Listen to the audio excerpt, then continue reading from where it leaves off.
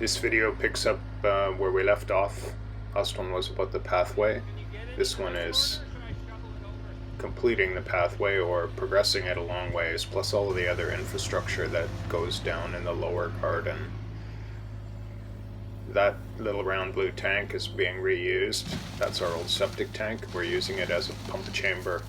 So our new septic tanks and pump chamber will go down at the base of the hill. This is what they call a drainage rock pit. So all of the surface water from up on top of the lot needs to be controlled and piped down the slope so that it doesn't erode the slope. This is a regulation, a rule thing.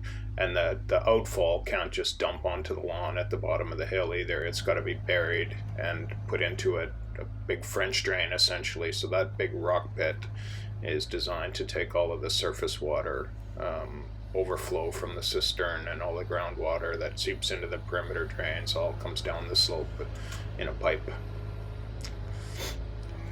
Here you see the trajectory of the finished trajectory of the path, and you see Curtis in the small excavator working on burying that pump chamber. That's the rock pit again, looking back up the hill, wrapped in filter cloth, and then later on you'll see them basically backfilling with that soil, covering up the rocks. So we shouldn't even know it's there. It'd be lawn over top of it again. And that'll ultimately have a pipe that goes into that rock pit with the water, and you'll see a little bit about that again later.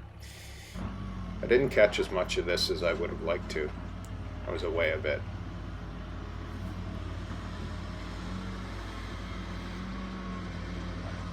Get a good view there of the trajectory of the path and how they built it up quite a bit under that left-hand middle excavator.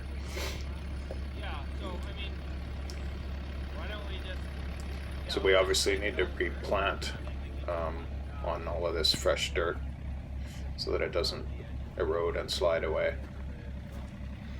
That's going to be the secret with this whole thing, is hoping that it doesn't slide away. And in a later video, I'll go into more detail on how we actually built the path and what we used in order to give it longevity.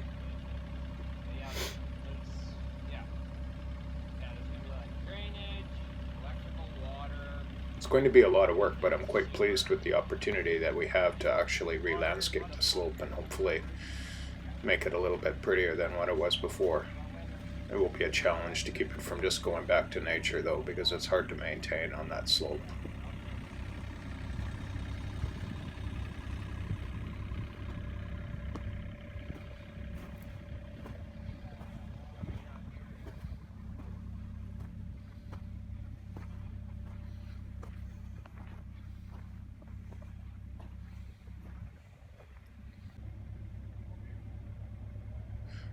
Drew, our builder, his objective is to get this surface prepared quickly. You'll see that coming up as well. It's obviously been raining, and every time it gets wet it gets mushy, and he wants to protect that top surface. So you'll see he's moving quickly to get that covered up and with clean gravel and all of that, and we'll go into a little bit more about that later on as well.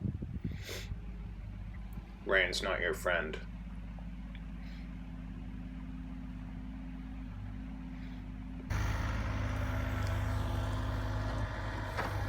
That's Ben covering up the rock pit, Curtis in the bottom left, and the other excavator working on, I think he's working on digging the hole to bury that. No, he's backfilling over top of the pump chamber. But he's got to dig another big hole right where Drew is working with the shovel. He's got to dig another big hole for that green septic tank. So the septic will come down the hill from the house into that green tank, which overflows into the round blue pump chamber, which pumps it into the septic field.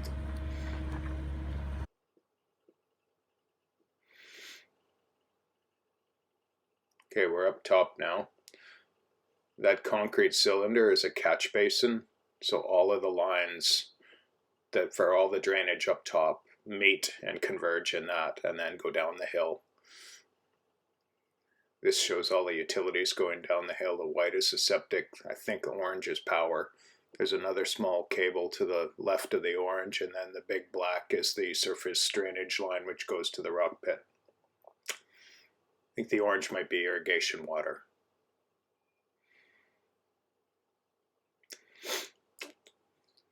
So starting to prepare the top surface so they get it smooth and flat. I put some sort of fabric down. There you see the list of all the stuff that was going down the hill. So we'll have water for irrigating down below, which would be nice, and power. The green tank is the transfer tank for the rainwater harvest. So the water from the roof goes into that tank first and then it gets pumped into the cistern.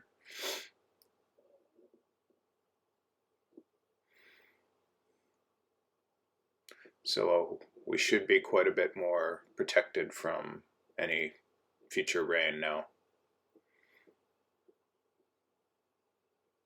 The cistern will essentially be underneath that big excavator. So there's more digging to do. And you'll see that finished grade will come up to the top of that grate in the previous photo. Next video I'll follow up with how this all gets tidied up a little bit better down below, and continue to tell the story of how Drew is putting, with Curtis's help, the surface up top in preparation for the foundation. Until next time, that's all.